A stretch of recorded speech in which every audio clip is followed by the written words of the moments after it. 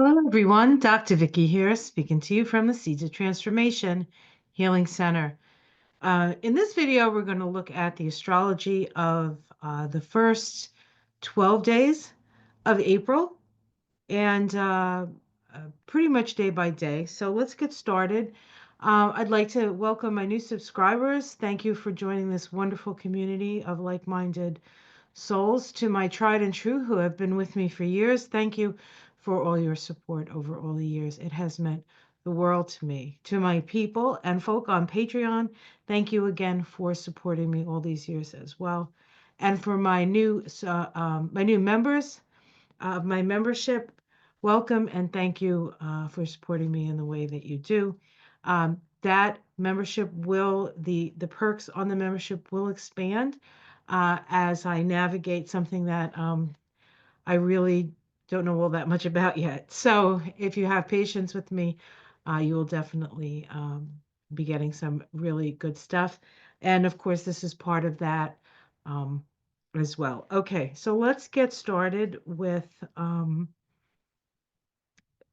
April.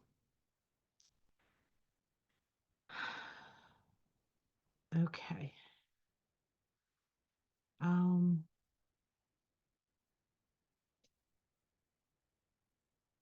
just waiting for the computer to kick in.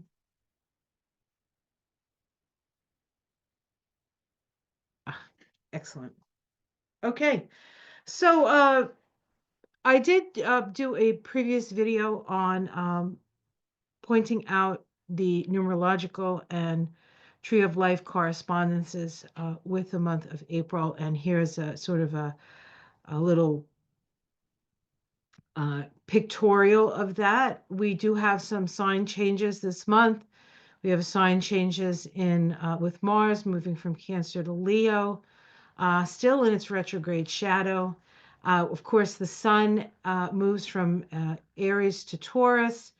We also have Venus moving from Pisces, turning direct and going and so retrograding in Pisces, stationing direct, and then moving back into Aries by the last day of the month. Mercury starts in Pisces, retrograde, turns around, goes into Aries. And so we have Aries, Pisces and Aries and Mercury this month.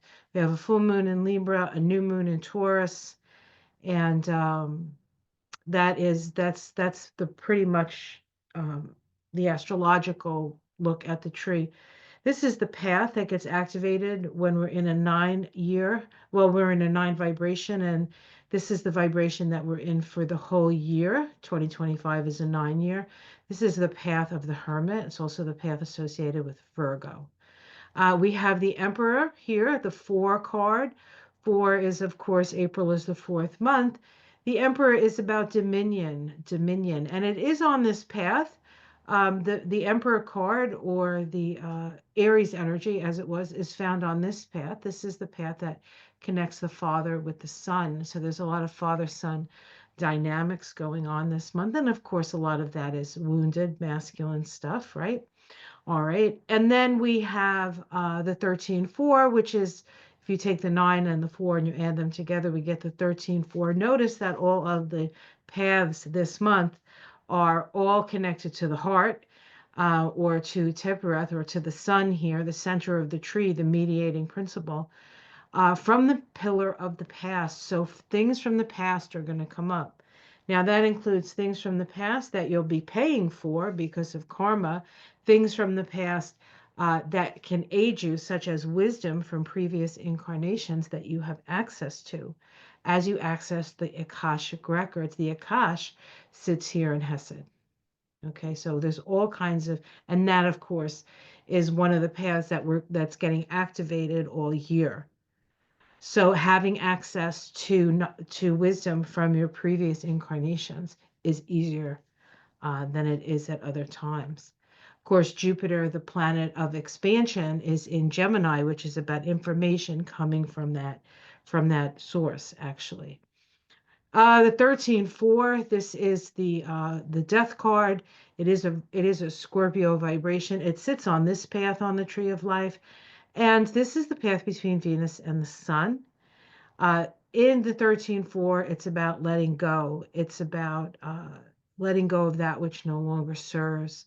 The harder you hold on to things that no longer serve, the more you will suffer. So it really is about letting go. It doesn't matter who you are. You could be a king, or you could be a pope, or you could just be a child.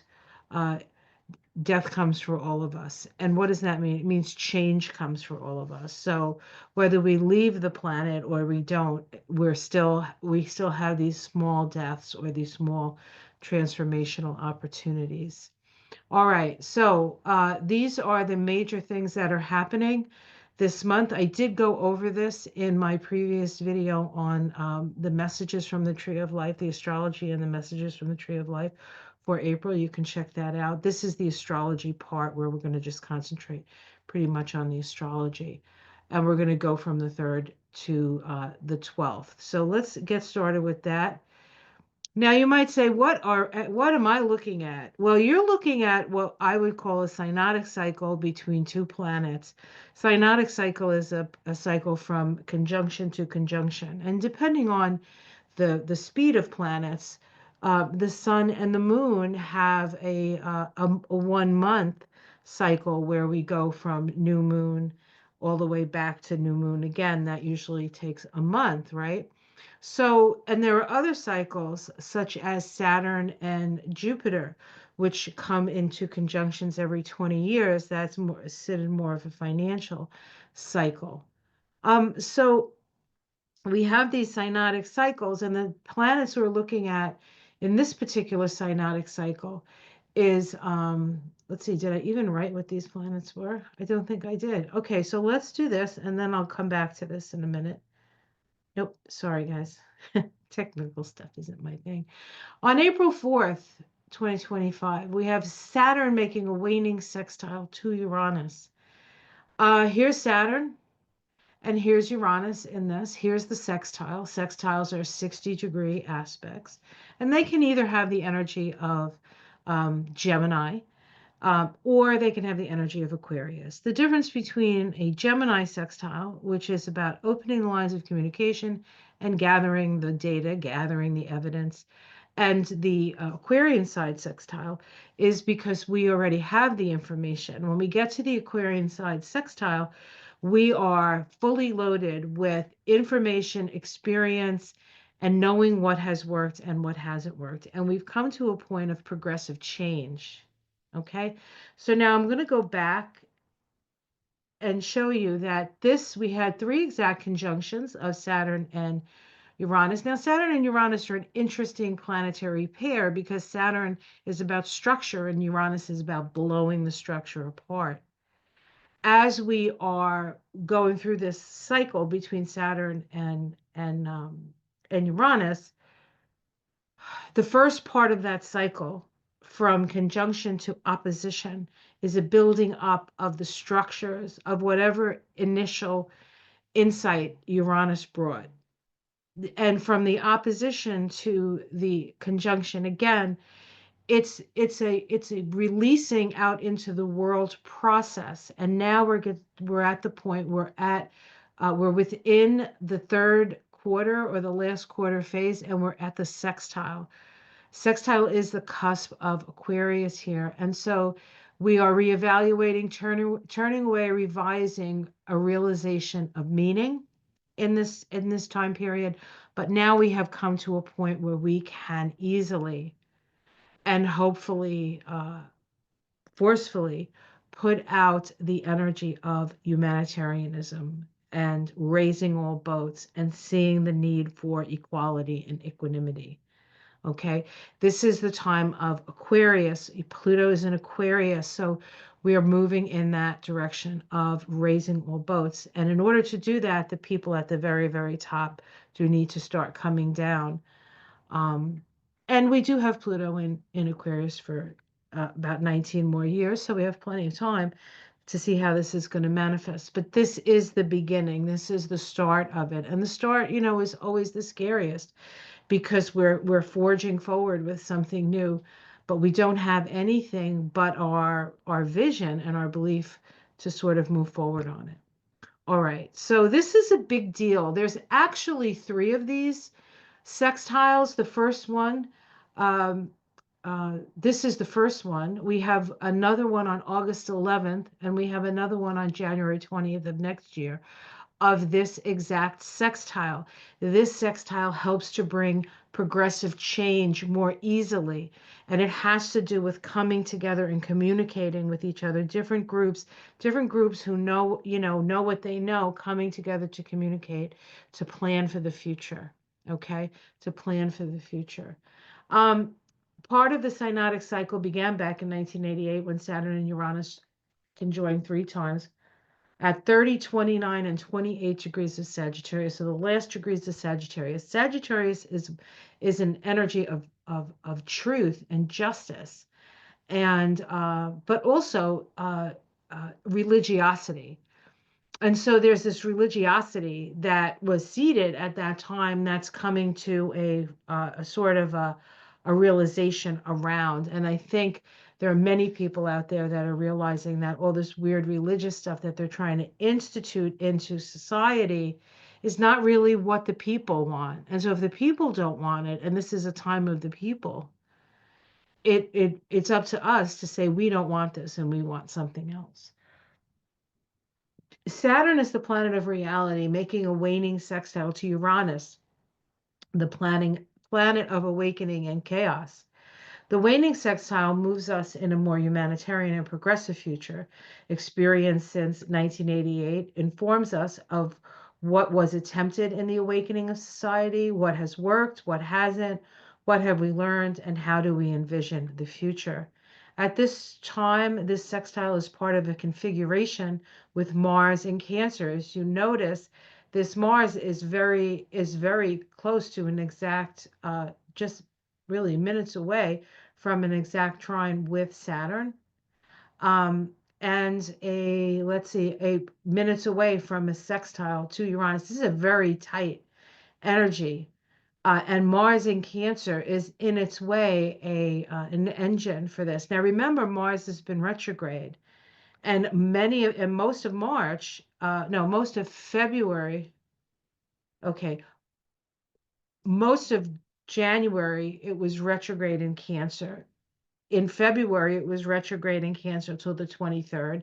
It turned around. It's still in Cancer moving forward all through March. And then in Cancer in April. And it will move into, we're not going to talk about it this time because it's past the April 12th mark of where I want to stop about the astrology of this particular period of time. It is going to move back into Leo, but at this point it's in Cancer and it has a lot of fuel. It's a lot of fury, a lot of fuel. And this is about really putting the progressive ideals forward. Okay, that's important. Okay. And this is happening all year, as you can see, and into next year. So really, it is a time of progressive change that actually got seeded back in 1988, the seeds planted at that time. On April 4th, we also have Mars make a waxing sextile to Uranus. Is it waxing? Where's Uranus? Yeah, a waxing sextile to Uranus. This is the last of three waxing sextiles. Why three? Well, because Mars was retrograde. And so when a planet like Mars or Venus or even Mercury sometimes goes retrograde, it can make three aspects, right? It makes three passes over a specific place in the chart. So the first one happened October 24th, 2024 at 27 degrees of Cancer in Taurus. That's we had Mars in Cancer at that time.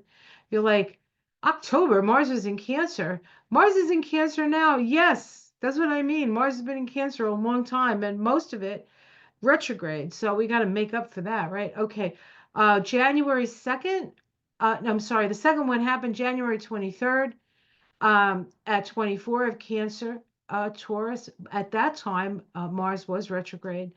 And now the third one, April 4th, 7, April 4th, 2025, at 25 degrees of Cancer.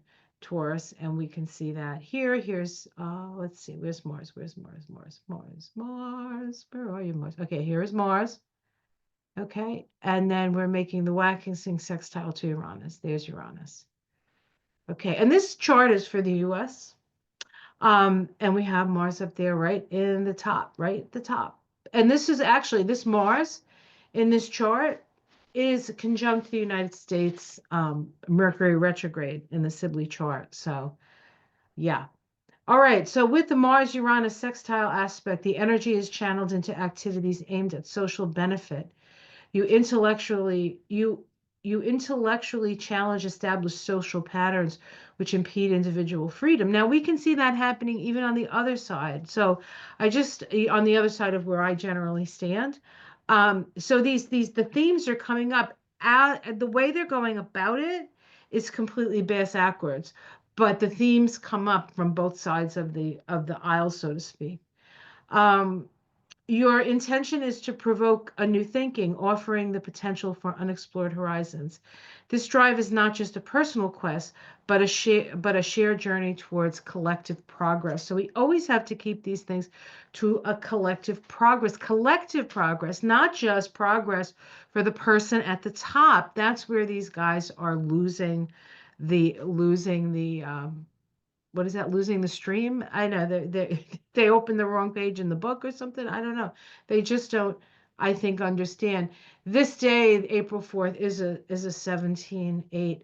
These cards here are just the different. This was the card when we had the first sextile. This was the card associated when we had the second, and now we have the star, which is really, this is democracy, and this is sort of a whole democratic, uh, you know, if we access it, empowered way of moving forward and really changing things. We have a lot of power. We just have to um, organize or get on the same page in some sort of way. On Sunday, the 6th, Venus makes a waning trine to Mars. Here's Venus in Pisces. Here's Mars in Cancer. And this is actually, there's actually been three of these. Three of these. Um, Venus waxing of Mars at 26 of Pisces. Cancer. Venus is at 26 of Pisces. Sabian symbol, a purging of the priesthood, rooting out corruption. Making a waxing trine that's a growing trine, that's a Leo trine, oh, actually, it's not a wax, it's a waning trine. I'm sorry, it's a waning trine. That should say waning. It's a waning trine, which is sharing what we know. It's a trine of social rewards. It's a Sagittarian side trine. So we are sharing our wisdom, right? That's what the 9 year is all about, sharing our wisdom. So we have rooting out corruption, making a trine to guests are reading a library in an expensive home, aristocratic responsibility. Interesting. Rooting out corruption in the aristocracy who perhaps are not taking responsibility. Now, of course, you might say we don't have an aristocracy, we're a democracy, or that's what we're hoping to be.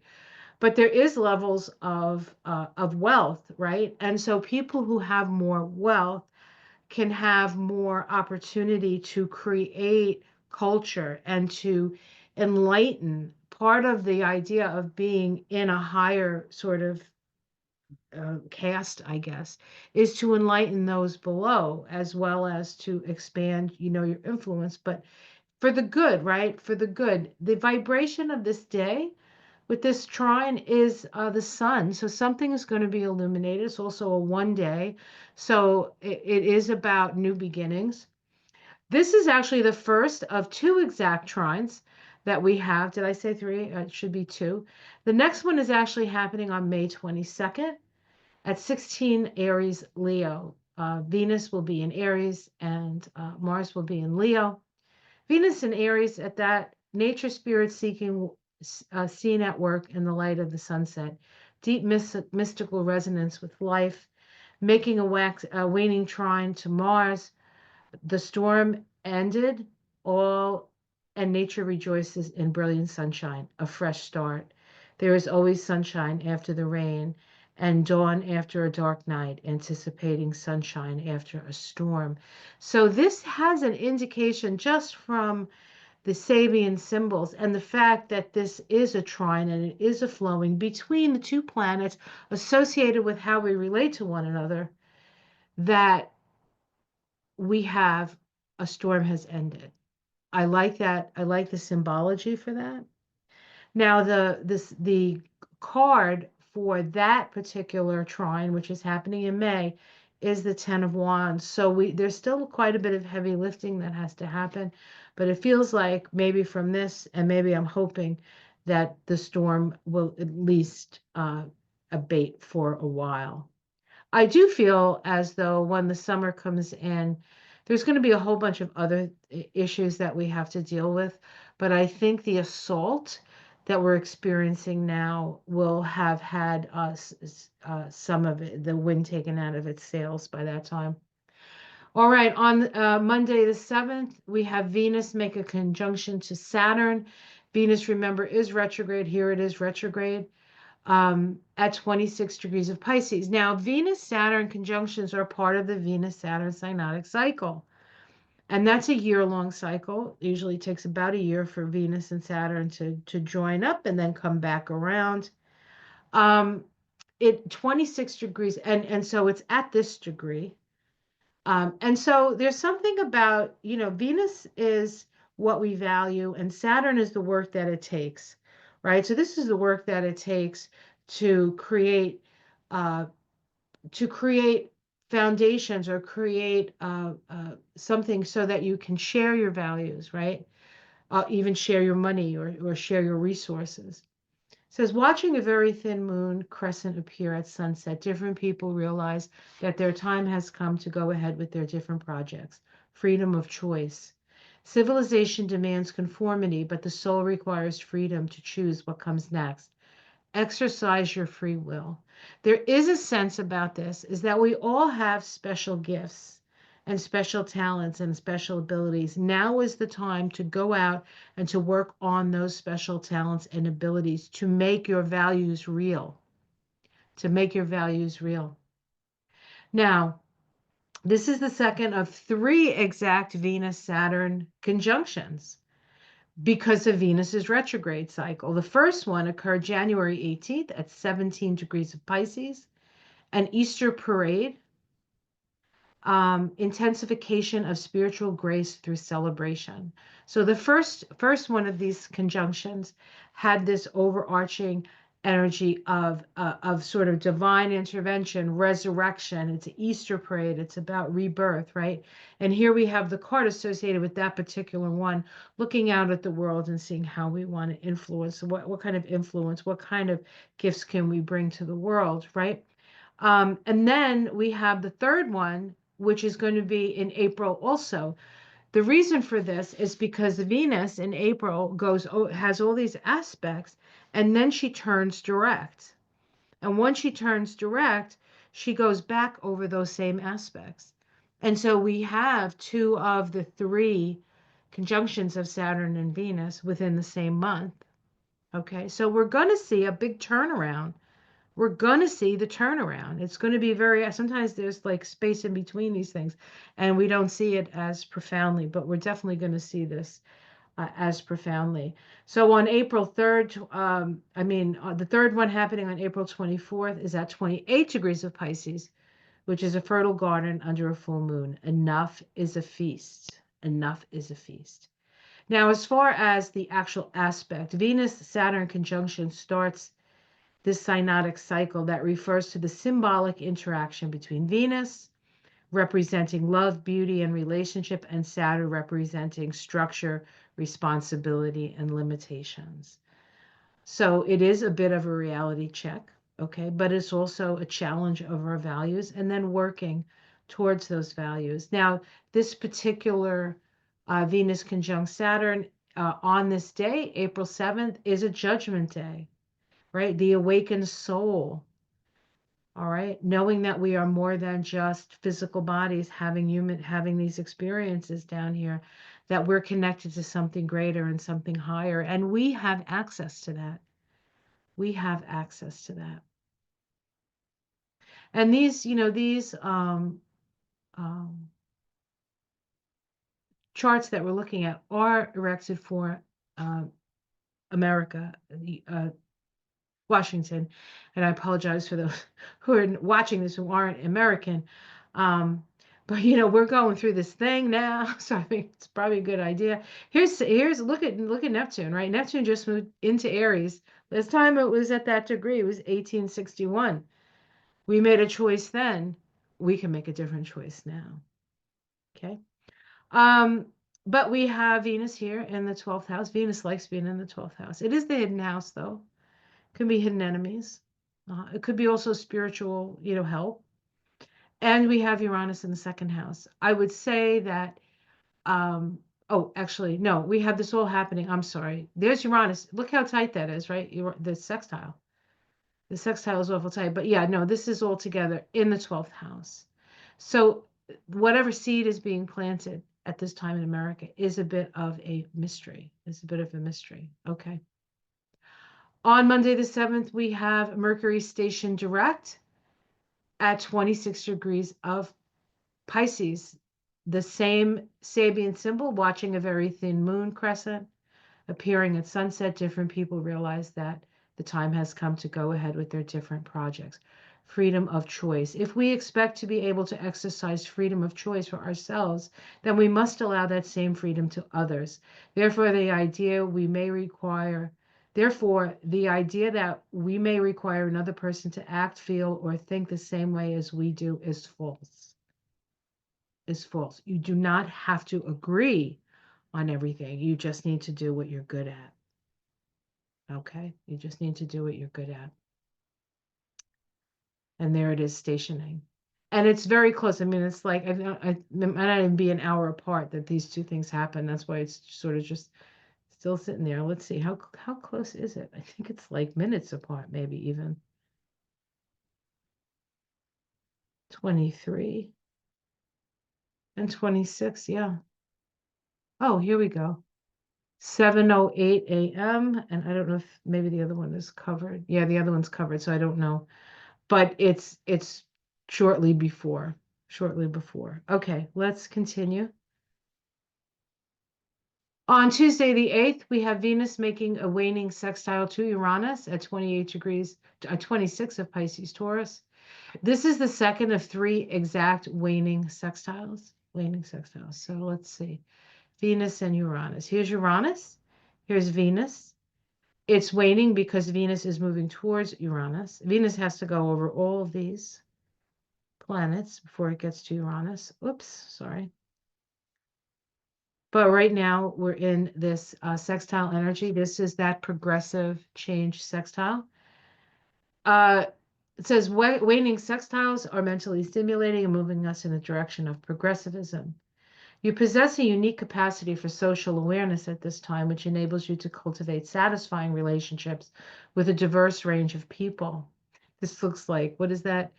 DUI? This is like worldwide DUI. Everybody, well, DUI is merit-based, right? It's just making sure that everybody has an opportunity for the same position, right?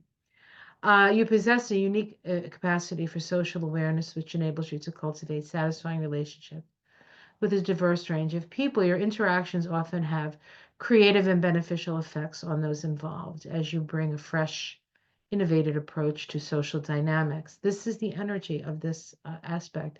This energy can help others break free from societal norms, encouraging more authentic and liberating connections or liberated connections. So the permission to be yourself. It's a beautiful thing. So this is the second of 3. The first one was on January 26th at 25 of Pisces Taurus. This one, of course, at 26 of Pisces Taurus. And the third one and final waning sextile will be April 20th at 26 of Pisces and Taurus. 26 of Pisces, freedom of choice, sextile Uranus, acting appropriately. Acting appropriately. This is the vibration of the day that we're looking at right now, the 8th of April. It's about endings and new beginnings. Endings and new beginnings. We're giving birth to something. There's an end of a cycle and the beginning of a new cycle. And then this is the April 12th is the last day we're going to look at. We have two things happening on April 12th.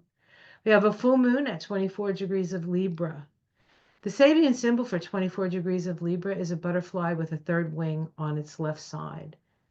An unusual level of spiritual awakening can be achieved by serious seekers, who then become the seeds of a general evolutionary step, discovering our own uniqueness.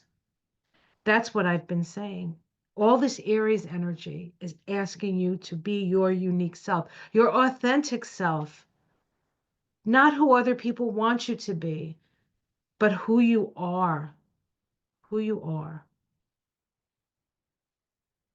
This is opposite the sun at 24 degrees of Aries. Blown inward by the winds, the curtains of an open window take shape of a cornucopia, the shaping power of higher forces, allowing spiritual energies to inspire and impress us, allowing higher forces to shape our lives. This is about us getting out of the way of our own divine nature. When we talk about connecting with spirit and connecting with the divine and connecting with Christ, it's the Christ consciousness within us. Christ is a savior because he showed us the way. And the way is to be in your heart and to aspire to be in your heart. Full moons bring awareness. This full moon, we have the sun conjunct Chiron in Aries, the wounds of self. The thing about Chiron is the wound, but it's also the balm that heals the wound. All of these injured and in pain men, I mean, it's a history. I mean, it's as long as history. It's not like just new now, right? But it's like always like, attacking first before they get attacked. Instead of, stopping all this madness, what are we doing? Do we really need to destroy ourselves this way? Do we need to allow women and children and elderly people to suffer, to be cannon fodder, or to be starved to death and say, well, you're old, just die? Is that the future? No, it's not. It's not the future. Do not believe that's the future.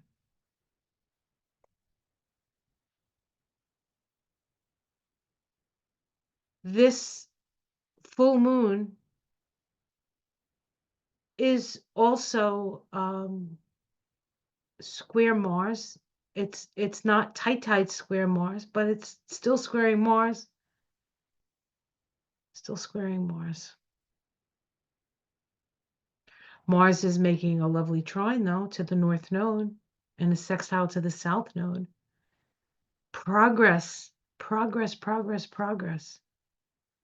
And then also on April 12th. Now, just to keep in mind that Libra, the full moon, is a Venus ruled sign. And after the full moon, right after the full moon, we have Venus stationed direct at 25 degrees of Pisces. The Sabian symbol for 25 degrees of Pisces. Now, this is Venus coming out of her retrograde. This is where she's sort of standing still and looking forward, and we'll start to move forward, go over all that area of the chart that she went backwards on. She's going to start moving forward. This is like the gathering steam kind of energy. And by the end of the month, she's going to be in Aries. On the 20th, she moves into Aries. And she'll have her full regalia as warrior queen by the time the end of the month.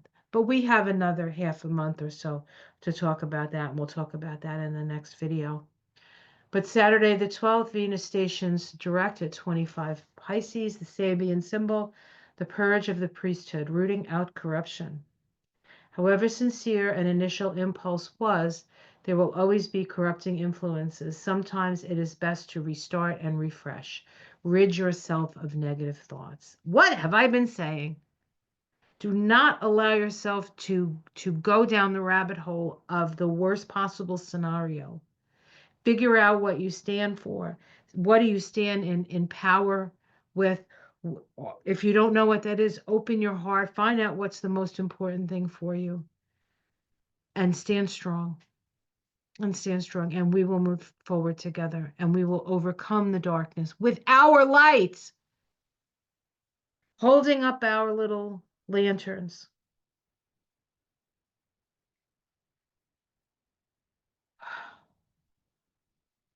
Venus stations direct in the house of love, the fifth house, the house of self-expression, the house of children. Let's not forget that this world belongs to the children. Let's not leave it a holy mess. Let's remember who we are. Let's remember our connections to the earth. Let's remember the will to good and the fact that most people are good. We maybe don't get as much press as the wounded, but we have as much power if we can align. The most powerful place in the human body is the heart. And if you can be in your heart, then you are more powerful than any oligarch, any authoritarian. We just have to come together. Because by some weirdness, these guys hold all the pointy objects.